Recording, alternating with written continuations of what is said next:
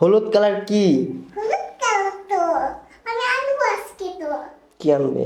হলুদ কালার। হলুদ হলুদ- আমি নয় না আসবো হলুদ কালার মঙ্গল দেখছিলাম মোবাইলে। রং?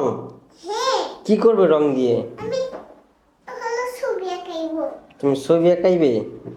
তুমি কি কি ছবি আঁকাইতে পারো? মানুষ আর আর সব মানুষ আঁকাইতে পারি। সব মানুষ আঁকাইতে পারো? একটা আঁকাও তো দেখি। হ্যাঁ একটা আঁকাও দেখি। আঁকাচ্ছি তো। কই আঁকাচ্ছ দেখি কি?